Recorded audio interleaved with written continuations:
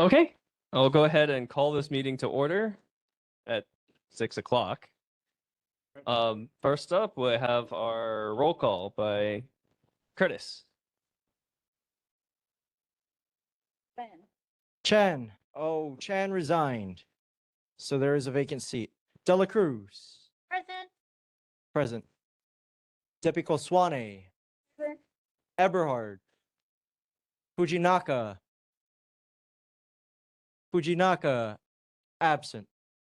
Galant. Hawano. Here. Kirby. Kirchman. Here. Lee. Mitchell. Online. Nakamoto. Nakamoto. Absent. Salasa. Here. Silva. Silva. Absent. Steelqu. Here. And Char. And Zubiat. Right. Char, you have quorum. Perfect. Thank you very much, Curtis. We'll go ahead and start then with Honolulu Fire Department. Nope. Oh, they're on a call? Okay, if they come back, we'll try and circle back with them. Honolulu Police Department. And then we'll start with the report and then dive, I guess, after that straight into the questions and then into the Tipsy Pig discussion. Thank you. Of course. Yeah, good evening, Chair, board members, and community. I'm Sergeant Wakabayashi, and then I'll introduce our command staff shortly after. Let me go over the stats for last month. Motor vehicle thefts are 13 this month compared to 6 last month. Burglary is 3 compared to 4. Theft cases, 16 this month compared to 23. Unauthorized entry into a motor vehicle is 8 compared to 4. Assault cases are 8 compared to 3. Sex assault cases remain 0. Graffiti remains 0 again. Drug cases are 3 compared to 2. And motor vehicle collisions at 68 compared to 92, yeah? So there's a drop. There was a total calls of service of 1,833 compared to 1,744. And just to review on old report, some old news, Janelle, concerning the speeding on the freeway at nights, it has been sent to our command to address, to work with other communities as well. I mean, other agencies as well. As for Tipsy Pig, we'll go over that later. But as for one of the board members asked about the mobile surveillance trailer. The permit is still in the progress stages. It's under the major events division's trailer. So once we get that, we're going to put it up operational in Tantalus area. As for Tipsy Pig, that's not going to happen anytime soon. They're going to focus on one area first, primary. Okay. And as well as the other concern regarding one of the community members at Young Street 1125, that was addressed. Okay. And just to let you know, there is Coffee with a Cop for District 1. It's tomorrow, unfortunately, it's short notice, but it's at Nordstrom Ala Moana at E-Bar. And it's from 10 to 12. So feel free to come down, and then we'll have officers as well as our command there to address. Okay. This is our major. He's in charge of District 1. Honolulu area is Waikiki. We also have our acting captain, Tsumura. And then we have our lieutenants from Day Watch, Nogawa. Lieutenant from Nights is going to be Henry Lee. Now, turn it over to me. Good afternoon, everybody. My name is Paulo Komodo. I'm the major for District 1 temporarily, while the current major is off on a out-of-state special assignment in Virginia. He's expected to come back in sometime in July, so I'll be in command of District 1 until then. I know some of you from before. I used to be in District 1 about a year and a little bit ago. Yeah, so I'm thankful that I'm back just for a short period of time.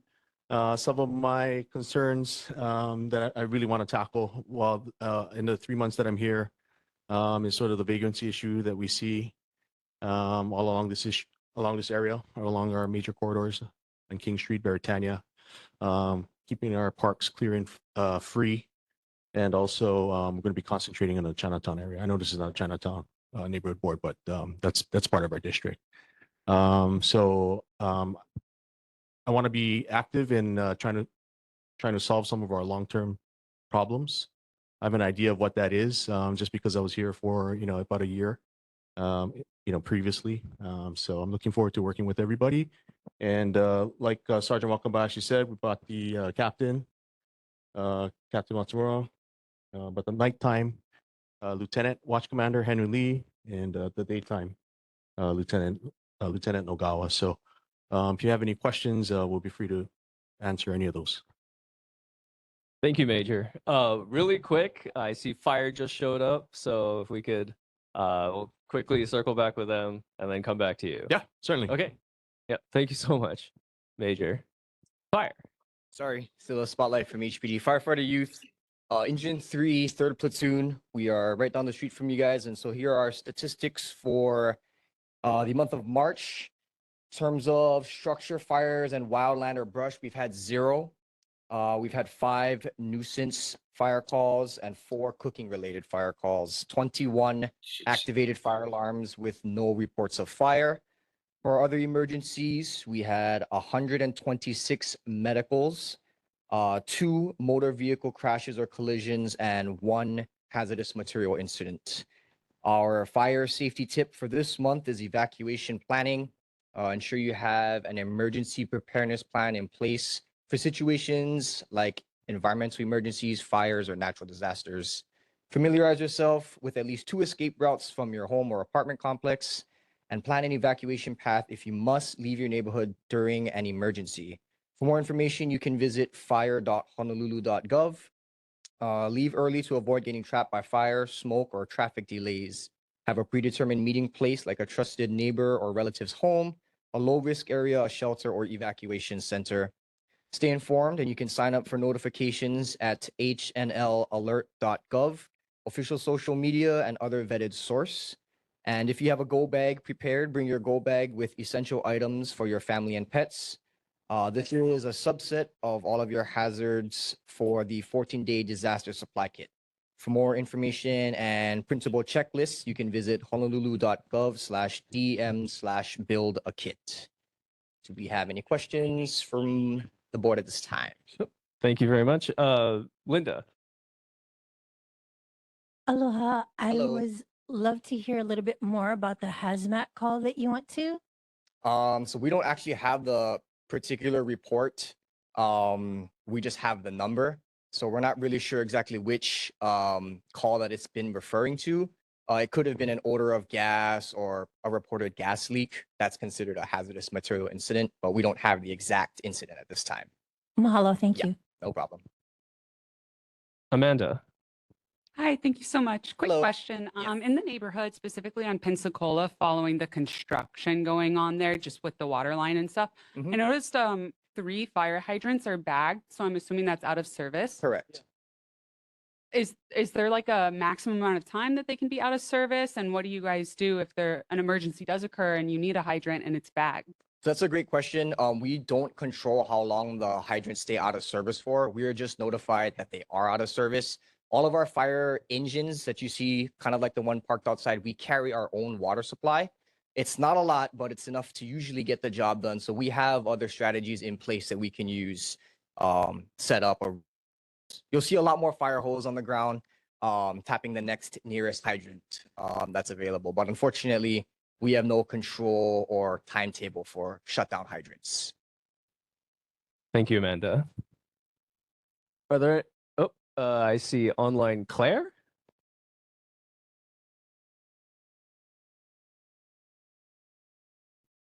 Okay, aloha. Thank you, HFD. I am on home confinement still yet after surgery, and my question regards if you folks are responding to a fire emergency in my building, how would you know who is disabled or elderly or needs more assistance to get out of a building? Okay, yeah, thank you. That's a great question. In terms of the high-rise or apartment complexes that we will respond for fire emergencies, sometimes the building manager or property manager will have a list of residents who need a little bit more assistance getting out. During that time, our priority is fire control. So we're going to recommend that you shelter in place, put that wet towel through the door cracks, evacuate to the balcony, and then we'll do our best to make sure that anybody who needs assistance can get it at a later time. But if you could set something up where you guys have a list, that way we can kind of see who needs more help when that time comes. And is that list in the knock box, or can you access the list readily? Yeah, so the Knox box is a great tool. It's a great place to store information specific to the building. For those who are not familiar with the Knox box, it's a metal box that's placed outside of apartment complexes. It'll usually have an elevator key fob if your building requires one, as well as a set of keys to help us access things like the elevator control room or trash chutes and things like that. So when we open it up, the fire department is the only agency that has the keys to access that. And so we'll go in, we'll make sure we have the keys that we need. And yes, that is a great place to put that list if your building manager can update it. And should you need to get a hold of somebody or one of the companies to open that up, we'll be more than happy to come down and, review what's in there and make sure everything is up to date. Okay, and if I'm on the balcony, do I do the white sheet thing? Sure, but as in addition to the list of people's names in the Knox box, for in case of emergencies, if your building were to be on fire too, you can always call 911 also, and they'll let our dispatcher know what unit you're in, and then the 911 dispatcher on the fire side relays that information to us that are actually at the fire. So that's also helpful if you are stuck.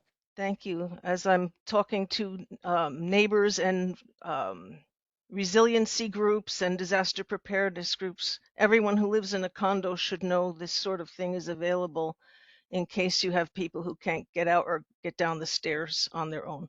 Thank you, HFD. Thank you, Claire. Okay, are there any further questions? Seeing none, thank you very much. Okay, thank you, everybody. Have a good one. Okay. Back to our rockstar police lineup. Are there any questions for the major? Okay, we'll start with Kimberly. Hello. Oh, Hi. hi. Hi there. I live on Makiki Street, and during the month of March, it was very busy. Unfortunately, there was one attempted murder and a murder that happened in the canal. And I'm wanting to better understand what we can do to make the neighborhood safer, especially those canals that are there, because there are a lot of homeless people that are residing there. And that's one of my concerns. Okay. That's a great question. I'm not particularly certain about the specifics of that case, and I can't even if I did, I couldn't share.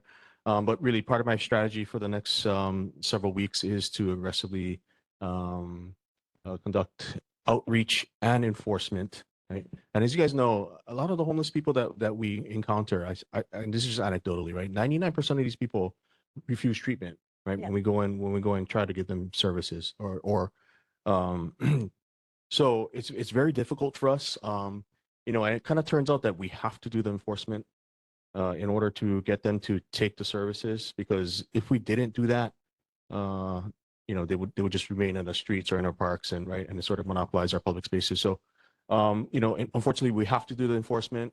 So, I'm committed to do more of that while still providing the outreach, right? So we can give them an option. Specifically in Makiki, I understand it's like the drainage, Now, the canals, right? More concerned. Yeah. I walk a lot, Sure. walk our dog and stuff, and I noticed that one of the canal areas, there's like actually rungs that you can actually climb down. And so are there ways to kind of take those out so you can't have access to those areas, or kind of think about other options in terms of Sure. securing areas Yeah, in that way? And so there's some safe? points in Makiki where they can access, right? Yeah. And there's some fencing that I think was put up. There was, yeah. They damage it? On Nihoa, there's fencing over there, but on the Makiki Street side, there's one area where there's actually rungs. You can actually climb down and climb up, and I've seen people Sure. in there, and I'm thinking not of only of myself, but of the kids in the neighborhood, elderly that are around the neighborhood, and wanting to make it safer for everybody.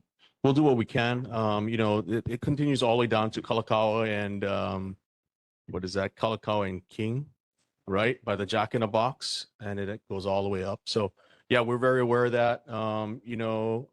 This was a while back, but when I was in command here previously, we did send our officers up into the canal, and we've organized cleanups there also, right? Because a lot of debris had sort of washed down from the storms and stuff. So, and we've also, we've also coordinated with other city agencies to clear out all the vegetation, down there. So, we do quite a bit. Like I said, I don't know how to answer, about the murders, other than My question right. is certainly not about that. It's just like I was giving background Okay, information. gotcha. It's more about how can we keep, kind of look at the canals and how they are and make sure that we can keep the area safer Sure. for everyone else. Part of the plan will be to do enforcement and outreach in those areas. So Okay, thank you, Kimberly. I will be putting the canals issue on the next month's agenda. So, Grant. Oh, sorry, I'm sorry. Arthur was first, and then Grant. So, Arthur. Major, I have two things that I want to follow up on. Number one is we have a little bar on down the street. It's called Tipsy Pig. And it's been talked about a lot at our council meeting, Mhm. board meeting. I remember even from last time. And what's happening now is. Oh, Arthur, Yeah. quick interruption. We'll get to that in a second. We'll try and get through questions that are not related to Tipsy Pig right now, and then we'll. The other question is the you. crosswalk by Times on King Street. When's that going to be taken care of? It's still out of service. I'm not sure, but we can try and follow up on that for the next meeting. HPD is not really. I think that's probably DTS, Department of Transportation Services, probably that's in charge of that. But I can follow up. I can see if I can get an answer for you. Yeah, but that's Someone's going to get hurt sometime. Understand.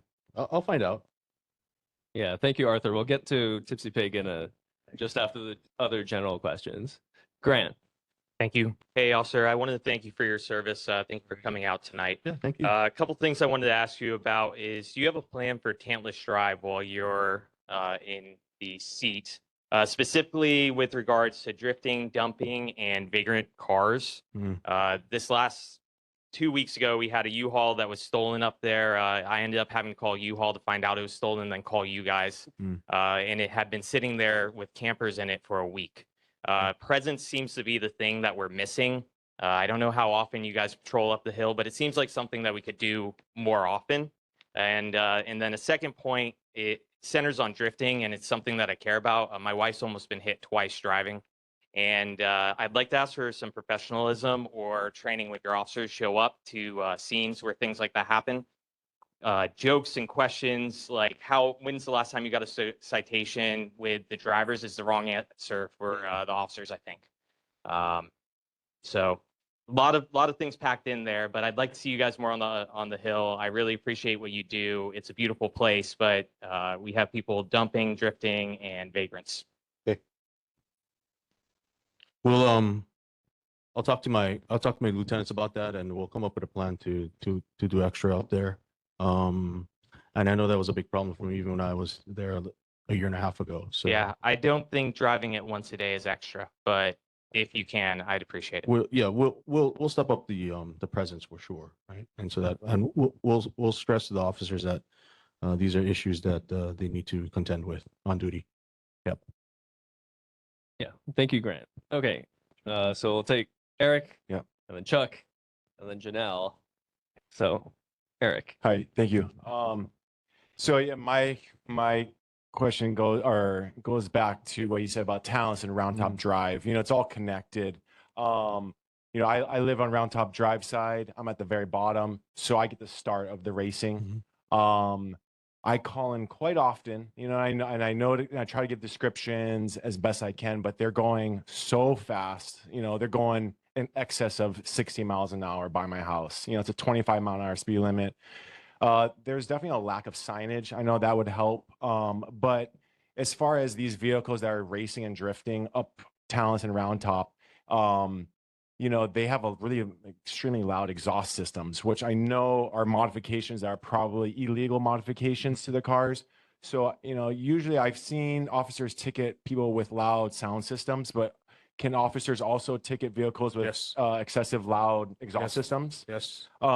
So that's, I think, another way to maybe, enforce these and catch these guys is with their loud exhaust systems, because they have a backfire where they're over enriching their engines. So when they're letting off their gas, right, it sounds like guns going off, and it's constant. It's every single night Sure. between the hours of 9 p.m. and 1 a.m. Okay. I'm calling in. I'm just it's kind of getting old because I'm calling in so often. I don't want to. I know you guys, your time is limited, so I try to be when it's really excessive. I did call in a few nights ago because there was race car after race car after race car.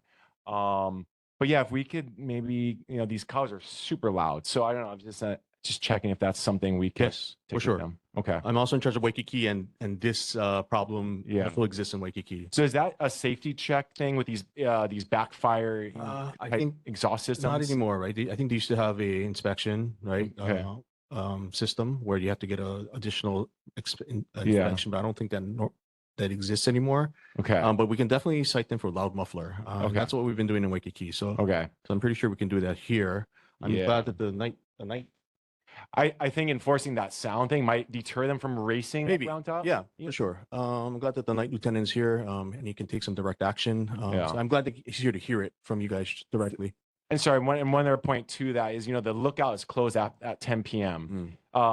These guys know that, but they're joyriding, so they don't really care. So they drive up round top first, they go up there, they turn around, they come back down, and they drive up, and then they drift up Tantalus side. And I can hear them going up both sides from the bottom. It's that loud. So, I try to call it in quick so that the officers have a chance to catch them either on the way back down or when they're going up Tantalus side. But the mobile station that we're planning on putting at the lookout, I believe it's going to get put at the lookout area, is what I've been told. Okay, this is the first I'm hearing, but I think I understand. It's like I know a what it mobile is. The mobile surveillance, tower, right? mobile You're talking about, tower. yeah. But the thing is, these guys, I don't know if that's necessarily going to deter the racing. Sure. Because they'll just go turn around and come back down, because they're just driving. They're not hanging out up there necessarily. So yeah, it's very, very dangerous. Like you said, I almost get hit when I'm putting my trash can out on the street. They're flying by me. So just something that I don't know what else we can do other than, trying to go after their loud vehicles, because they're not playing loud music. Their car's extremely Sure, loud. I understand. So that's all. Yep. Some ideas. We'll make this a beat maintenance issue for the officer that's Thank you. assigned there, and we'll do enforcement and presence also. Thank you so much, officer. Mhm. Thank you. Thank you, Eric. Chuck. Yeah, Major, nice to have you back again. I know even if it's for a short time, and thank you for bringing your all-star team with Sure. for us. My complaint again is for the speeding on Luna Lilo and Pensacola right before they go onto the ramp. So many people are still running the red lights. I know Sergeant Wakabayashi mentioned last meeting or the meeting before that he issued like 70 or 80 tickets. And I don't know what else can be done, but there's so many times that, pedestrians almost get hit, and especially cars that just go ahead, and these guys are just blatantly running the red light. So just wanted to put that on the radar again, whatever you can do. Okay. And I appreciate all the efforts that your team does. Thanks, Chuck. Appreciate it. Yeah, we'll fit in some projects to address that. Hopefully, we can change the culture by issuing lots of citations. But there's so many people that use that intersection. It's just going to take some time. We just have to issue lots of citations mornings. Thank you. Yeah, thanks, Chuck. Thank you, Chuck. Janelle. Thanks, Major, and thanks, HPD. I think I share the same sentiment with the rest of my neighborhood board members. My question is, what is the partnership collaboration between HPD and DTS with regards to the camera that's up for red lights? And is it effective enough, or do we need to install more, like how there are some downtown, along with the sound indicators? That is my Sound question for monitoring? the sound monitors, yeah, because it's not just the Pi'ikoi, Pensacola. It is also the Kamoku, Punahou locations that are frequently, people are running red lights. There's South Britannia Street where a pedestrian got hit, or on King Street. So those are some of those type of issues that if those are deterrents, how can we make the partnership better and maybe deter drivers or educate drivers so that we're being proactive rather than giving out citations and wasting resources that are necessary. Sure. Thank you. From what I know about those traffic cams, there's, I guess, a contractor that installs the devices and actually sends the data of all of the infractions to the police department. And I believe that our traffic division actually has personnel specifically assigned to assess the violation and to see if it's a real citation, a real violation or not, and actually issue the citation. So District 1 doesn't have any part in that. I did have a conversation with someone regarding putting up additional ones, especially in the area that you're talking about, right? And I was told that there's some, it has to be a fairly large intersection with places to put these cameras because they have to shoot from quite a far back, right? And so these smaller intersections, they're not able to do that. So I guess the best answer would be to contact DTS or maybe have them come to the board and maybe you guys can discuss it with them. But we're sort of involved just in the back end. So when they send the data to us, our traffic division just reviews all the data and issues citations. So that's basically the extent of our involvement in this. Thank you, Janelle. I will take Arthur, and then I see online Claire. So Arthur. Once again, Major, there's one thing that I got asked to refrain from, but between 10 o'clock at night and 1 in the morning on Britannia Street, we have motorcycles racing, we have cars racing. Is there not a way, and by the way, they're very loud, no mufflers, it sounds like. Anyway, speed traps can be installed to catch these people that are, and they have to be shooting past the red light on Ward in Britannia. There's no way that they can stop. They're going that fast. Is this typically on the weekends or it's every day, It's weeknights? during the weekends. Okay. We'll do some enforcement action. We'll report back next week. I'll come back next month. And then we'll give you some stats on what we did. Right. And hopefully that'll modify people's behavior. Thank you, Arthur. Claire. Chair, thank you, HPD and Major. I think you folks are all aware of the five-way intersection of Alapai, Iolani, and Prospect, and I've been hearing police siren whoops now and again, so I think you folks are monitoring how the folks are running the stop signs a little better. DTS tells me that by June we'll have our flashing lights around the stop signs and some other remedies to try and slow the traffic and remind people to actually stop at the stop signs.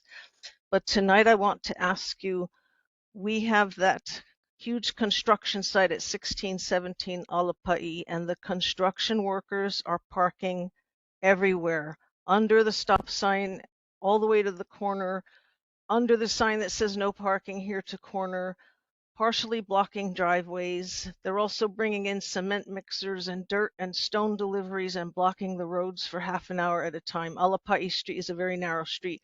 So we're all lined up in queue trying to get out to appointments and such and can't move. At some point, you folks said you'd try to increase presence there and make sure they're, doing things properly for public safety, but they're full on taking advantage at this point. So I would ask that you could maybe increase patrol or something. And I almost hate to do it when people are being murdered a few blocks away, to ask you about this sort of enforcement, but it is a safety issue. We're being blocked from our own ingress and egress by these folks, and talking to them has not helped. They do what they want. So now I have to ask for police help. Thank you, Chair. Thank you, HPD. Yeah. We'll have a discussion with that contractor, and then hopefully we can come to some sort of resolution on this. Yeah, that's Island Structural Contracting. Island Structural. Mm-hmm. Okay. and they're We'll send somebody. contracted also with Seal Pro as well. But the superintendent of the project is with Island Structural Contracting. We do what we want. Well, we'll have a conversation, and we'll make sure they're a little bit more responsible if they are breaking the rules. Thank So, you very much. Okay. Okay, thank you, Chair. Thank you very much. Yeah, thank you very much, Claire. Okay, are there any further questions? Seeing none, we'll go ahead and move on to Tipsy Pig. And I believe we have the Liquor Commission here. Yes.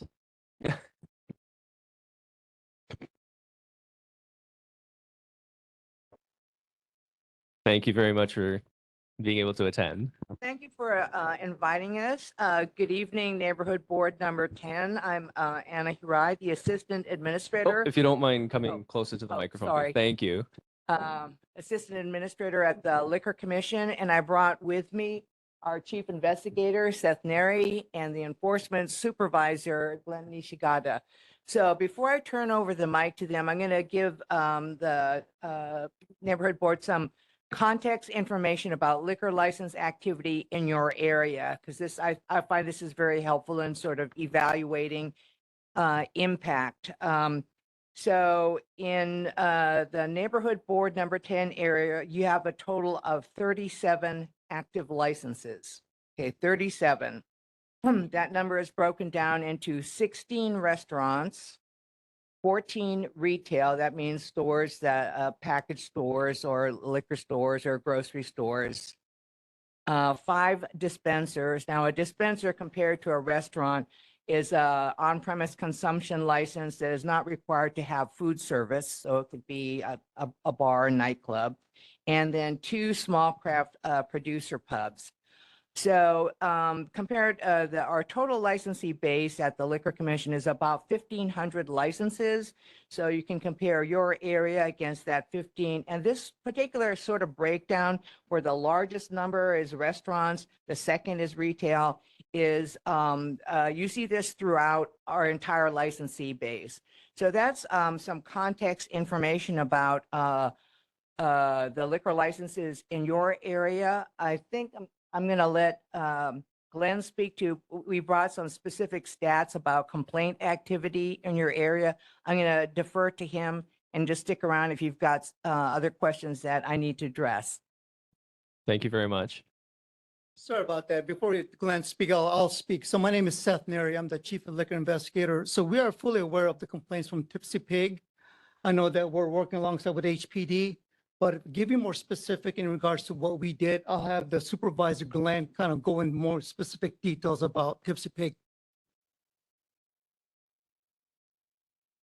Hi, Glenn Nishigata. So we had 7 complaints within the last 2 years, from 2024 to this year. We did 30 inspections overall. So not all would be associated with the complaint.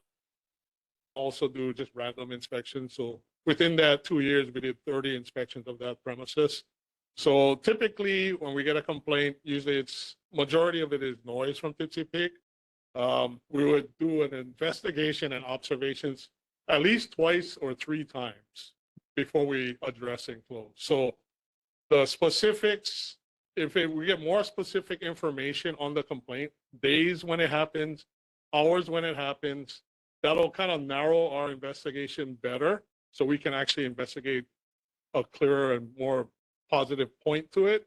Because if somebody just says, oh, they're making noise, and we go there on a Tuesday or a Wednesday and it's happening on a Monday or a Friday, whatever it is, the more specifics we get, the better we can actually focus our investigation. So unfortunately, when we do go there, we have to concur that it is loud or it is excessive to a normal person. So when we arrive and people complain that noise is coming from the premises, investigators will go out, and if it doesn't seem excessive or not very loud, then investigator would continue the investigation, go another day. So we do about 2 or 3 investigations per complaint. So usually at the end, if there's no violations that was observed or heard, then we would address it with the licensee, the management staff, and let them know that you guys got to be mindful of your neighbors. People are complaining. It's not a random thing. We are here for a specific reason. So a lot of it is coming from that. We do get complaints that doesn't pertain to our authority, meaning like the burning of rubber, motorcycles revving their engines in front of their premises. We don't have authority on that. So unfortunately, when we do get those complaints, we do try and work with HPD. I do work with Lieutenant Lee very well. So we reach out to them and we try and coordinate different things. So we had a couple other complaints that they're removing liquor from the premises, which is not allowed. So we haven't seen that. So unfortunately, we can't cite if we don't see it. Now, if somebody's out there with liquor, then we can cite prohibitions, which is a state law. I mean, yeah, state law, and we can cite them criminally for that. But we have to actually physically see them leave the premises with the alcohol. If we don't see that, we can't cite the license. So anybody have any questions? Yeah. Oh, yeah. Yeah, I'll start with Nancy since this is her Yeah. primary issue. Hi, my friend. Yes, yes. And you know, we were kind of short-staffed when I talked to you about it before. Right, we So had that got more people conversation. on board, so. So look, I have been doing my homework, Good. okay? I don't call for no reason. Yes, yes. So for the past 5 years I've been there, it got really bad in 2023. That's when it really started heating up, okay? March 1st of 2025, when we were all out there, a bunch of us were out there, and there was a gentleman, a young gentleman that walked by with a box that had liquor in it. He explained that he was taking the liquor from his car into the bar.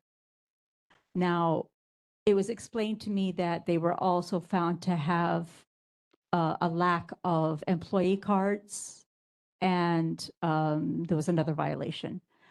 Now, apparently, there was a hearing, and they were given a warning, which really, just set wrong with me. Because this is not the first time, and it hasn't been the last. Just March 21st, a few weeks ago, an employee, he's been let go, but it's not the first time either, pulled a bottle of, looked like tequila, out of my bush. I went out because my alarms were going off, and they were on the property. I went out and he had stashed a liquor bottle in my bush, and he was drunk, belligerent, went off. An officer came and was out there for about 25 minutes, and she did nothing. Now, listen, guys, I got your back, okay? I will stand up for you until I turn blue. But when something isn't right, I'm also going to say it isn't right. Was it an investigator or a police officer? A police officer. Okay, and I also did call you guys, but of course, you're not going to show up the same moment. It takes time. But the alcohol outside has been happening. It's been an ongoing problem. The Pakalolo, the two managers, Lei and John, regularly smoke pot outside, either in front or in back. Every day they do that, several times a day. Alcohol comes in and out of that bar. I've seen it numerous times. I can't even tell you how many times. I've got photos, videos, but it's just, I'm turning blue already, just going around in circles with this. So on the 21st, that happened again, and I called. And the dismay is that they don't take it seriously, and there haven't been actual consequences. Okay, that is my beef. They haven't seemed to, have they been fined? Let's see what I have. I have their history of violations with me right here. I know they weren't fined on March 1st, that incident. And that was a huge one. I mean, the kid had a whole box of liquor going into the bar. March 1st, they were fined $350. They were fined. For the time records, correct. Inaccurate. But that was for the cards. Correct. Not for the liquor going in the bar. No. Okay. So we've got they're breaking the law, but there's no consequences there. That's really disappointing. Okay, we need to do better. And like I said, this is an ongoing issue. Okay, I need to sped it up here. So as far as the commission is concerned, I know you guys are shorthanded. I know you're trying your best, but we got to do better. Okay. I agree. We've had too many deaths, too much drunk driving, too many illegal activity. If you We don't got to mind ramp it up. Summarizing your remarks, Nancy, thank you. And then HPD 28th, there was an officer right in front of Tipsy Pig who observed a person burning out right in front of Tipsy Pig, and the officer was right there, right in front. I won't announce his name right now, but I watched him watch them burning out. Okay, and that's not the first time either. I've had officers standing there speaking with me while people were doing wheelies right in front of them. Not cool. Okay, got to do better. This burnouts, the motorcycle things, they announce these events online. So Tipsy Pig is involved. And for them to say they don't condone it when they post it online, it's just not flying with me. Okay. And when they're not getting, like I said, consequences from HPD or Liquor Commission, they think it's just a joke. Okay. We've got to do better. The end. Thank you, Nancy. Yeah, thank you. I'm taking it seriously, so we'll have a meeting about this, and then we'll report back next month with some statistics and what we're doing or what we've done over the past month. Understand you're very upset, but I'm going to get to the bottom and talk to these people and see what we can do, so you can get some relief in the next few weeks. Yep. Janelle? Thank you, both HPD and Liquor Commission. My concern is rather than us, and I share my concerns with the rest of my neighborhood in regards to illegal activity. I think you guys are doing your due diligence, but I also believe that there are compromises that we need to do. And with the establishment needing to come and explain themselves, they should be invited to this board to go ahead and voice their concerns. Because at the end of the day, what is the amount of violations that a business or a liquor license holder is then penalized and taken away from their license? Like how many times do they have to get in trouble prior to them getting that license taken away? And then what stops them from not reestablishing under another pseudonym or name? More importantly, too, for HPD, you guys have a very large district. We need more officers. I understand that.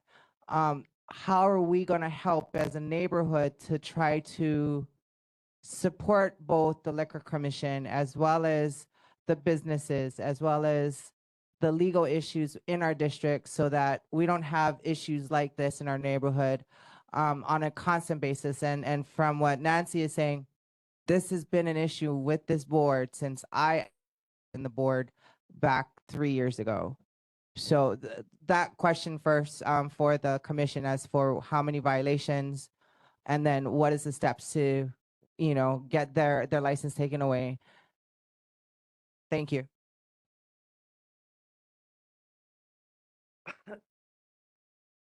Thank you for that question, because it also gives me the opportunity to remind the board, the investigators get a complaint, they investigate, they issue a violation, we wait for corporation counsel to charge that violation and take it to adjudication. So the decision-making body that imposes the penalty is not us, it's the 5-member commission. So other than doing our best and diligently prosecuting these things, they're similar to, I guess, a judicial system. It is another decision maker that makes a decision in terms of what kind of penalty to impose. And I just want to, that's not an excuse or throwing anyone under the bus. I just want to remind people that that's not necessarily the fact that something was issued like a letter of reprimand or something similar that didn't have a monetary penalty does not mean that enforcement failed to diligently pursue compliance by our licensees. So the question with respect to what can be done to a license, and I've participated in a couple of these. Usually, there's as you approach license renewal time, two paths are sometimes pursued for problematic licensees. One is a petition for revocation or non-renewal, and the other one is a petition to withhold renewal until a licensee conducts certain types of remedial steps. I will say that in my experience, and I've been with the Liquor Commission for a little over 26 years, with a lineup of violations of a similar type, it is extremely difficult to proceed with those kind of extraordinary measures because the commission is simply going to be, I think, reluctant to take that kind of extreme action in the absence of a history of violations. Under normal circumstances, there's sort of a form of progressive discipline that is imposed on violating licensees for the same, and we're looking at occurrences within 5 years. A violation of the same rule will typically involve a step up of the recommended penalty with suspension or revocation imposed the third time. But I think Glenn has sort of reported to you what has been the history of violations so far. So it would be challenging at the next violation to ask the Corporation Council to recommend something like a suspension or revocation. Sometimes, I mean, there have been times when there have been problematic licensees that do not qualify for the standard type of petition for a non-renewal or revocation or withholding because the insufficiency of the violations. Sometimes we are able to respond to petitions from the neighborhood with respect to a particular a licensee, and sometimes we've been approached by HPD. And they will help in terms of gathering those miscellaneous public reports on a licensee, and that just gives us something that we can include in a document and file with the commission. So oftentimes, just the fact of getting the licensee before the commission in that type of environment with this type of proposed penalties may be enough to alter their behavior. So I'd be happy, I mean, offline, it would probably be easier so I could give you sites. I'm afraid if I start rattling them off right now, I'll get something wrong and it'll be incomplete. I can give you, email me at liquor@honolulu.gov and I can sort of sketch out some things that you may wish to consider. But I think bringing the licensee here to this body would be an excellent start. Because that would be part of documentation that can go into subsequent actions. If you extended repeated invitations that were refused, for example, then that would be something that we could report. Thank you, Janelle. Thank you. I'll recognize Amanda, then Sam. Amanda. Can I just add one thing? Oh, yeah. So I'm not sure if this is being done already, but just listening to what she said, I think it might be very good for us to actually start documenting anything attributable to that establishment, right? And be very aggressive and diligent in doing that. And so hopefully, as the weeks go by, if we have a large volume of these reports, perhaps it'll be easier for the Liquor Commission to actually find something to do. So you have our commitment that we'll start doing that if we're not doing that already, because I think that's important, right? It's just if they're burning out in front, maybe that's not attributable to that business. But I mean, if we can find something that's attributable, then we'll definitely start documenting those vigorously. Thank you, Major. Amanda. On that note, and how Nancy mentioned, I just looked it up on their Instagram. They actually are advertising these nights. Specifically, they're going to have an electric bike night coming in June, Mm. which is going to be fantastic, I'm sure, with everything that's been going on in Eva Beach. But we do appreciate the HPD control in Eva Beach. And then also specifically this month, next week, April 25th, they're going to be having a JDM, or also known as Popular Modified Japanese Cars car night on April 25th on Saturday. Those are usually modified to be a little bit lower, a little bit louder. Is there any way that we can get a proactive plan, knowing that, you know, these are being advertised online? They got comments saying, oh, I'm going to bring this and this, and you know, it's publicly open on their Instagram page. That would be great. And then just a secondary question for the Liquor Commission. Whenever you guys pull through, do you guys have like your badges and you let the managers know you're there, or is it more of an anonymous style? So we just implemented our uniforms probably less than a year ago.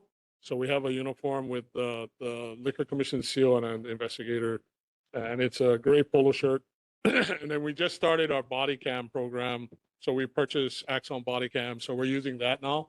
So if we're not doing covert operations where we're going to go and try and, let's say it's employee drinking or stuff like that, we would go in covertly, try and sit down and just watch and see if employees are drinking or minors are consuming. We get those kind of complaints. Now, if it's noise and stuff, we'll go in uniform, we'll do observations, and we'll definitely talk to the licensee or management in uniform with the body cams. And, you know, that's how we would usually do it. So with that, you guys had mentioned before that you really can't do anything unless you see it physically. Does that mean you're eye to eye, or are you willing to accept cameras or video surveillance? We can do that. It's just unfortunately challenged by the attorney how authentic this is and so forth. So if we record it, then it's authentic because we actually record it. We're sworn officers, so we actually under perjury we sign our name saying, you know, if we misstate anything, we can be prosecuted. So if we record it, that's great because that's evidence that we gathered. Now, if it's secondary evidence, because it's administrative, not a criminal act, I'm not too sure how far that would go. But okay. Yeah, so one of the things that you could do, because it is from a third party type of you know, evidence, we would probably take a statement from you, accept that evidence along with the video, and we would also follow it up with an investigative report. And from there, we could probably issue a violation based on that actual statement from the actual complainant in the video. So that would hold a lot more substantial weight when it goes to adjudication hearing. So I definitely encourage you guys to do that, and we will do that. Just to be very clear, I understand Tipsy Pig has been a nuisance for you guys. We hold our licensees 100% accountable, right? There's only so much capacity as far as the Liquor Commission can do. But don't get me wrong, we want to hold them accountable, right? It may take a while, but just we have to work together. So things like that, the videos, statements, you know, report gathering, data, we need all that so we could build the case, so we could present it to the commissioners to either suspend or revoke their license. So this is a good start. Okay. Okay, thank you, Amanda. Before we get to actually Sam, there's a member of the audience with their hand up. Yes. May I speak? Yes, if you could come to the microphone and give your name, please. Yep. This is my first opportunity to address this august occasion, and I appreciate it and thank you. I've been living at 1255 Young Street for 11 years, and that borders Akala Lane. Akala Lane is just a rock's throw to the Tipsy Pig. Every Friday, Saturday, Sunday, we can count on it. It's going to be noise anywhere from 10 o'clock to 1:30 in the morning. My grandchildren are afraid. They're afraid to they don't know what's going on. They cry. And I really, quite frankly, I don't understand why there's not a noise ordinance in that area. I don't understand it. I don't know what it is. But I would ask this august gathering, please, try to look into it. Try to cut the noise down. Is there a noise ordinance? The cars are doing wheelies. They're spinning out, and they come right by my bedroom with all the loud noise, and they could care less. And I understand that you can't do miracles, but it's a one-way street. I wish we could put some speed bumps there. That might help. But at any rate, thank you for hearing me. I don't know what else to say, is that we need your help. And I work from home. I'm a clinical psychologist. I'm a doctor of psychology. I do know a little bit about human nature. Okay. And I would ask you, please try to do something about the noise level every Friday, every Saturday, every Sunday night. You can count on it, especially the people that run the place. They have this little truck that has no muffler whatsoever. Okay. And you know about this, Nancy. It comes right by your house. And I don't know why they're not, why there's not something done even to that person or those people. There's no muffler on the car. Thank you. Yeah. No, thank you very much. And could you just give us your name, please? Thank you. Yes, my name is Dr. Wayne McClellan, and I'd be glad to speak to anyone that would like to talk with me. Thank you. Thank you, Wayne. Oh, yes. Hi, I'm Kim Coco Iwamoto. I just want to ask a clarifying question of the liquor. I just wanted to ask a clarifying question of the Liquor Commission. I heard the Liquor Commission say that we need to start gathering reports, pairing the video that has been taken with a report. I just want to make sure that every time that Nancy calls the Liquor Commission and they come out, should you be leaving her with a copy of the report, or how does she file that report, or how does she make sure that video is attached to documentation so that they can build a case for the Liquor Commission? Well, I'm sorry. I'll answer that. So basically, you could actually send it to our email. I believe that you've filed several complaints already. It's on record. I know that what we'll do is we'll continue to attach those records from your original complaint. So just continue to do that, because at some point when the licensee have to renew, we'll document all that in the actual investigative report for the commissioners to have a knowledge of what's been going on for the past year. Okay, so you're saying when I call, just follow it up with an email, and then If you have footage, right? In addition to that, we would have to get a statement from you. oh, okay. Okay. Thank you. Sorry, see, what's not clear to me is there a report number that then she has a copy or receipt of? I think she really needs a copy, a receipt, verification that a report was filed and received. Hi, Glenn Nishigata again. So every complaint is cataloged with a complaint number. So if she wants that complaint number, we can give it to her. What we're talking about is if you attach a video, you saying, I have video of this violation. Literally, we'll give you a statement form that we have. Liquor Commission has statement forms, and you fill it out. When we come down, we can give it to you. You fill it out. We'll take the video or pictures, whatever you have with the statement form, and then we can base our investigation off of that also. So if you want the complaint number, every time you call, we can give you that complaint number. Yeah, or you can email me. I'll have my business cards, and it has my name, and it also has a hotline, Liquor Commission hotline. If you guys have issues with any licensee within your neighborhood board, neighborhood, then you guys can hotline, and we can address those complaints. Okay, or investigate it. Thank you Thank very you. much for your question, Rep. Iwamoto. Okay, Sam.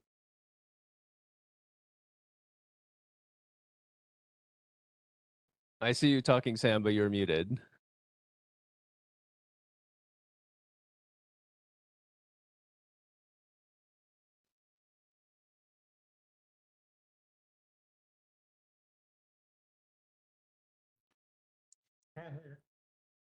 Okay, there we are.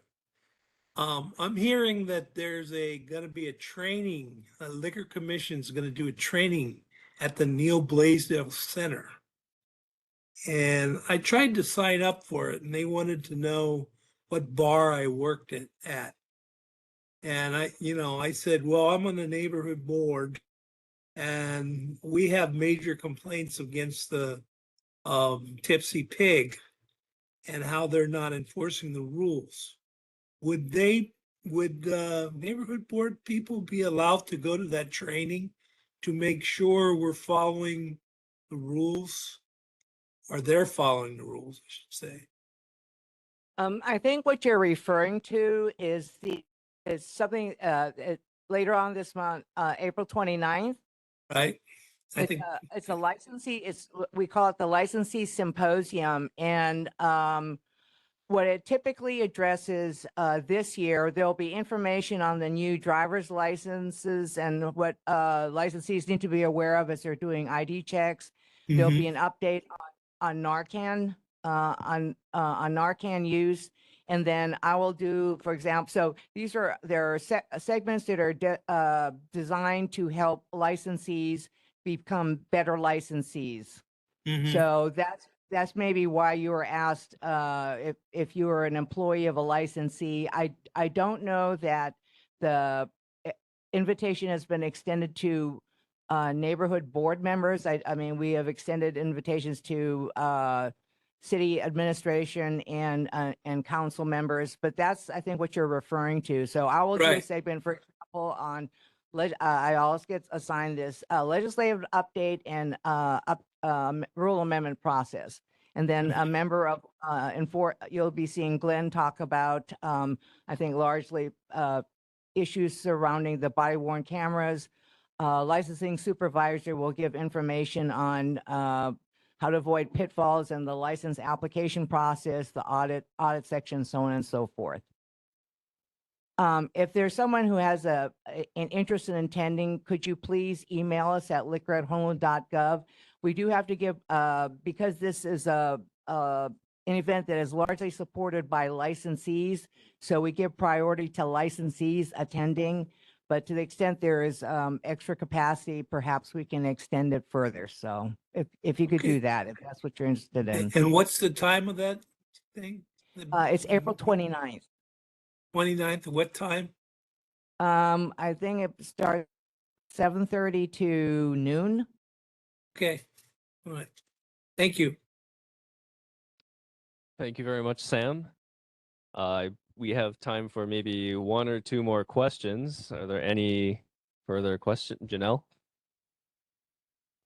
Are our laws too loose or not enough stringent on our licensees, like from a state or a county level, in regards to should these violations, be readdressed or looked into so that the city council and or the state legislature can address some of the concerns that will also help out on a law enforcement side? So that's my question. I'll be honest with you. Yeah, I've been with the Liquor Commission now 26 years plus, and I am the person that's usually assigned with bill tracking. And over the years, so I've noticed some trends over the years. I'll go and I'm probably going to talk about them on at the symposium. Is that there was one very specific senator who could also be counted on to introduce bills that were, for lack of a better term, slightly draconian, and that was Senator Rhodes. I would say the focus in compliance has shifted lately, where there's a great deal of focus on increasing penalties for DUI. So I'm not sure in terms of the political environment, because I'll be honest with you, Senator Rhodes was unsuccessful in getting any of those slightly draconian bills. He could get them introduced, but almost no more. So I would say maybe contact your area legislators and possibly start the conversation there to see if there is the will and the interest, because it sort of depends on what else is going on in terms of the political climate, whether something like that is worth pursuing. But I will say that year after year, I see Senator Rhodes introduce these things, and I give him credit for sticking to his guns. But I noticed that I know he's declared he's not going to run for re-election, but I noticed he stopped doing that. So. Thank you, Janelle. Okay, seeing no further questions or comments, thank you so much, Liquor Commission, for really showing up in force, and thank you so much to the police. Yeah, I just want to say a personal thank you as well. We appreciate it, and we look forward to working together on this. I'll come back and we'll follow up on this next month. Yeah. Thank you very much. Yep. Okay. Yeah. Thank you. Let's see here. Moving on to Board of Water Supply. Oh, yes.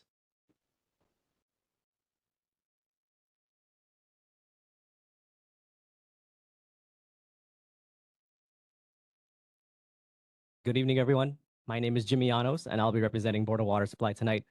Unfortunately, Michelle Harmon couldn't make it tonight, so I'll be filling in for her. I'm going to be going over some concerns from the previous month. The first was about a presentation about the long-term water situation on the island. And I'm here to report that once we are ready to present, then we'll reach out to the chair and coordinate a date for this presentation. So the second concern was about what the bigger projects key area. So there are 3 projects, and I did pass out 3 maps for those projects to the board members. And if anybody from the public would want to see those maps, I also left them on the back table. So the following projects are the bigger projects located within the Makiki Neighborhood Board District. Please see the maps for each project. The first is the Thomas Square 20-inch water main project. It is currently in the design stage. The anticipated starting construction date is March 2029, and the construction duration is estimated to be 12 months. And the next 2 projects are only partially in the Makiki Neighborhood Board District. The first is the water system improvements at various locations in Manoa project. That is also currently in the design stage. Anticipated construction start is June 2030, and the estimated duration is 18 months. And the last project is the Kalakaua Avenue 16-inch water main project. That is also in the design stage. Anticipated start is March 2030, and estimated duration time is 15 months. And so the last concern from the previous month was for an update on the Kalawahine waterline project. Work is progressing, although we continue to encounter unforeseen underground conditions that have caused delays. We currently anticipate completing all work by June 2027. However, that target date remains subject to change, barring any unforeseen circumstances. The bike lane will be closed in active work areas and remain open where work is not taking place. The contractor has been and will continue to be directed to reposition any displaced or fallen bike lane delineators. So that's the end of the concerns from last month. I'm going to move on to my monthly report. No main breaks from last month. So I'll just move on to the general water announcements. This is about the Detect a Leak Week from April 12th to April 18th. The Board of Water Supply has partnered with City Mill to observe Detect a Leak Week, April 12th to April 18th. The observance encourages residents to find and fix leaks that waste water and increase utility bills. One of the most common household leaks is a running toilet caused by a worn or faulty flapper. To help raise awareness, join the BWS at the following outreach event. April 18th, 11 a.m. to 1 p.m. at Kahala Mall. Free toilet leak detection dye tablets will be available at the outreach event, the BWS lobby, all City Mill locations, and satellite city halls. More information is available at www.boardofwatersupply.com/DALW. That stands for Detect a Leak Week. And I attached that flyer to the board members, and more flyers is also in the back for the public if anybody wants. So that concludes my report, and I'm happy to answer any questions. Okay, thank you very much. Amanda. Really quick question. Does Board of Water Supply manage the fire hydrants? Yes. Yeah. So when a construction project runs like super overlong, like how Pensacola is, we're like, I think 150% over the date, which is fine. We know it's difficult.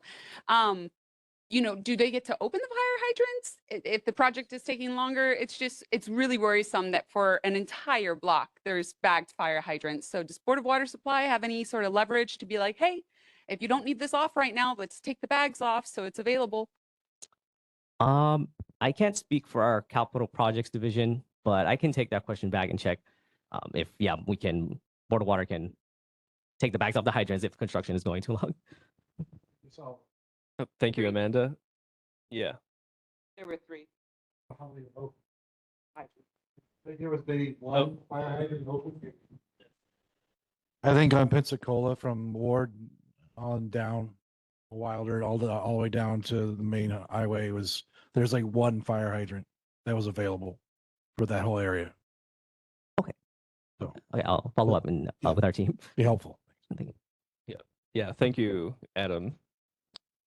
Okay. I'll take Richard's question, and then in the interest of time, if any further questions could be directed to him after or outside the meeting. Richard. Yeah, just real quick about those inoperable fire hydrants. Could you tell us at the next meeting what the procedure is by the Board of Water Supply when they have to do this? Are they sure that is water available when they do this kind of thing? So yeah, just give us a rundown real quick of how they come to that decision and what are their concerns. Okay, sorry, just to clarify, you want to know what the procedure is to get hydrants back online? So say that you're going to be taking this whole stretch out of service for the fire department. What are the considerations that you folks take to make sure that the neighborhood is still safe when you do that? Okay. I'll take the question back. Yeah. Thank you, Richard. Okay. Yep. And thank you so much again for coming and presenting to us. Board of Water Supply. I'm sorry, your name again was? Jimmy. Jimmy. Thank you, Jimmy. All right. Yep. Thank you, everyone. Have a good night. Have a good one. Okay. Moving on to elected official reports.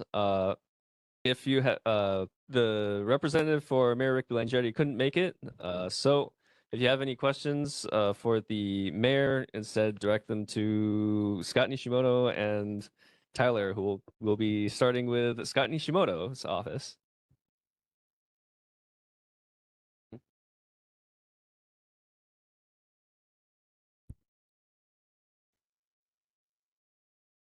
No, we're going by order of the. Okay, so Taylor's not here, nor is the council member. Okay, next up we have Councilmember Tyler DeSantos Tam's office.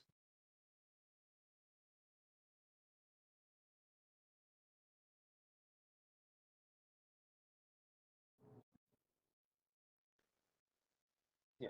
Oh. Oops. Sorry. Hi, everyone. Good evening. I have put our April newsletter in the chat. A few announcements, keeping it brief. We have 2 town halls coming up. We have one town hall coming up with that's going to be at Kamalama Elementary School on April 20th, and another one in Washington Middle School on April 22nd. Then I have an update for Janelle. I don't know if we passed Rezo this Wednesday regarding hazard pay, and it transfers funds. I know negotiations are over, but I don't know if she has questions regarding that, but it's a brief report. But yeah, that's all I have. Thank you very much, Robin. Yep. Are there any questions? We have time for a couple. Seeing none, thank you very much, Robin. Okay, thank you. Okay, moving on to Governor Josh Green's representative, Russell Pang. Yes, hello, good evening, everybody. Thanks for having me. I did put the link to Governor Green's April newsletter in the chat room. So please, at your leisure, go ahead and read that. I don't have a whole lot for you this evening, but I do want to provide something that has been brought up, I think, almost every month.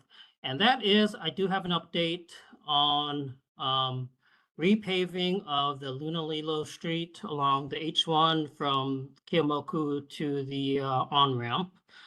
And that also includes the overpass, the Kiyomoku overpass and the Ward overpass.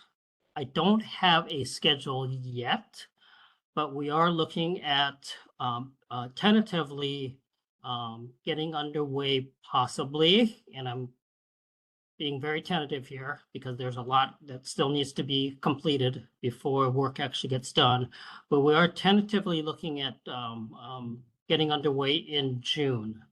I will continue to monitor, and once I, sorry about that crazy dog. Once I get more information on the schedule and any potential road closures or lane closures, I definitely will let the board know. There was also a question regarding the off ramps to UH, off and on ramps to UH Manoa, and those off ramps are not part of this particular project. I'm continuing to look into what the status of repaving those are. And that's what I have for you this evening. Thank you very much, Russell. We got time for a couple of questions. So, Arthur?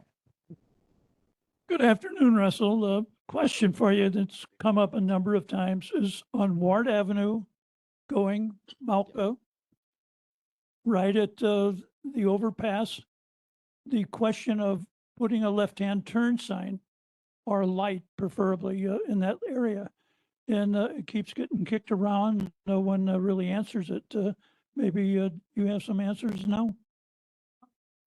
Thank you, Arthur. I think I did answer that. I'm not sure which meeting it was, but we did talk to the engineers on that. And that particular intersection, because of the size and the lane configuration, it's not feasible to put that type of left-hand turn signal in that particular area.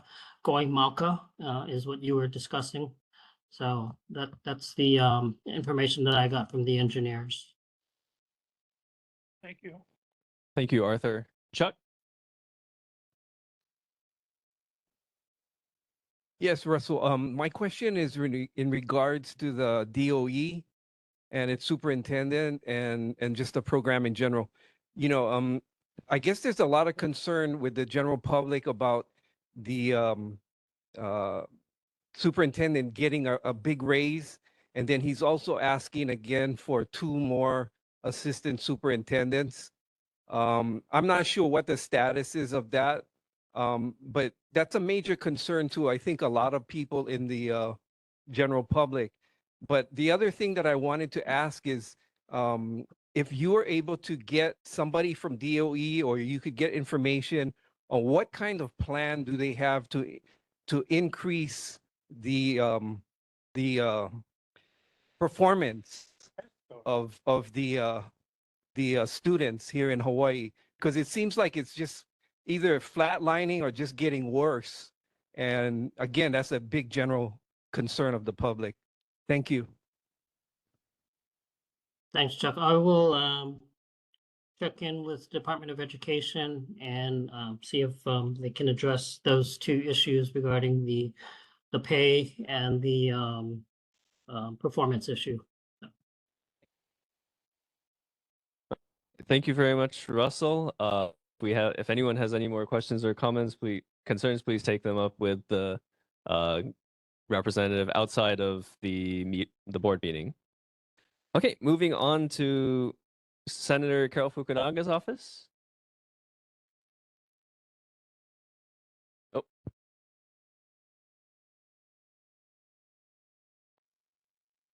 Good evening, Chair, members.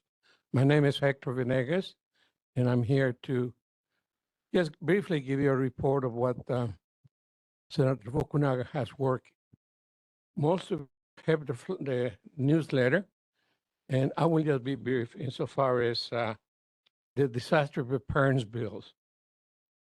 When the Kona law showed up, it gave us a lesson on what we need to do to be prepared.